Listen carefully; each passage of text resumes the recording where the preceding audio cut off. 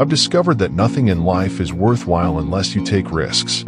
As Nelson Mandela said, there is no passion to be found playing small and settling for a life that's less than the one you're capable of living. I'm sure in your experiences in school, applying to college, picking your major, and deciding what you want to do with life, people have told you to make sure you have something to fall back on. Make sure you've got something to fall back on, honey. But I never understood that concept. If I'm going to fall, I don't want to fall back on anything. I want to fall forward. Without consistency, you'll never finish. So do what you feel passionate about.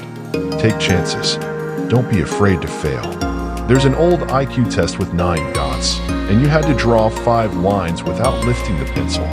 The only way to do it was to go outside the box. Don't be afraid to think outside the box. Don't be afraid to fail big, to dream big. But remember, dreams without goals are just dreams. Reggie Jackson struck out 2,600 times in his career, the most in the history of baseball. But you don't hear about the strikeouts. People remember the home runs. Fall forward. Thomas Edison conducted 1,000 failed experiments. The 1,000 at first was the light bulb. Every failed experiment is one step closer to success. You've got to take risks. In the acting business, you fail all the time. Early in my career, I auditioned for a part in a Broadway musical. Perfect role for me, except for the fact that I can't sing. I didn't get the job, but I didn't quit. I didn't fall back. I walked out of there to prepare for the next audition and the next. I prayed, and I continued to fail.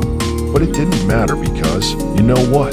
There's an old saying, you hang around the barber shop long enough, sooner or later, you're going to get a haircut. So, you will catch a break.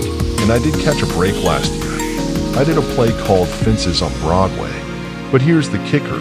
It was at the Court Theater, the same theater where I failed that first audition 30 years prior. The point is every graduate here today has the training and the talent to succeed. But do you have the guts to fail? If you don't fail, you're not even trying. I'll say it again. If you don't fail, you're not even trying. To get something you never had, you have to do something you never did. Imagine you're on your deathbed, and standing around are the ghosts representing your unfulfilled potential, the ghosts of the ideas you never acted on, the talents you didn't use. They're standing around your bed angry, disappointed, and upset, saying, "We came to you because you could have brought us to life. And now we have to go to the grave together." So I ask you today, how many ghosts are going to be around your bed when your time comes? I just got back from South Africa, a beautiful country with places of terrible poverty that need help. Africa is just the tip of the iceberg. The Middle East needs your help. Japan needs your help. Alabama needs your help. Tennessee needs your help. Louisiana needs your help. Philadelphia needs your help. The world needs a lot, and we need it from you. We really do, young people. I'm not speaking for the rest of us up here, but I know I'm getting a little grayer. We need it from you, the young people, because remember this, you've got to get out there, and you've got to give it everything you've got. Whether it's your time, your talent, your prayers, or your treasures, what are you going to do with what you have? I'm not talking about how much you have. Some of you are business majors, some theologians, nurses, sociologists.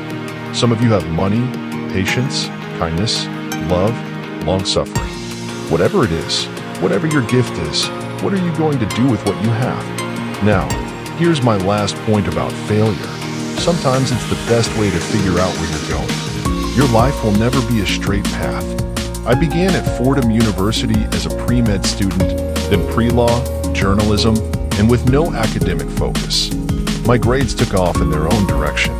I was a 1.8 GPA, and the university politely suggested that it might be better to take some time off. I was 20 years old, at my lowest point. One day, March 27, 1975, I was helping my mother in her beauty shop.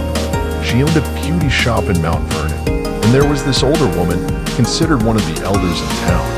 I didn't know her, but every time I looked in the mirror, I could see her behind me, staring at me. She said something I'll never forget. She said, "Young boy, I have a prophecy, a spiritual prophecy. You are going to travel the world and speak to millions of people."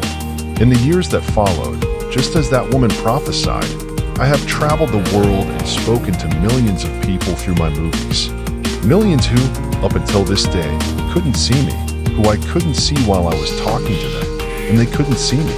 They could only see the movie, not the real me. But I see youth today, and I'm encouraged by what I see. I'm strengthened by what I see, because taking risks is not just about going for a job. It's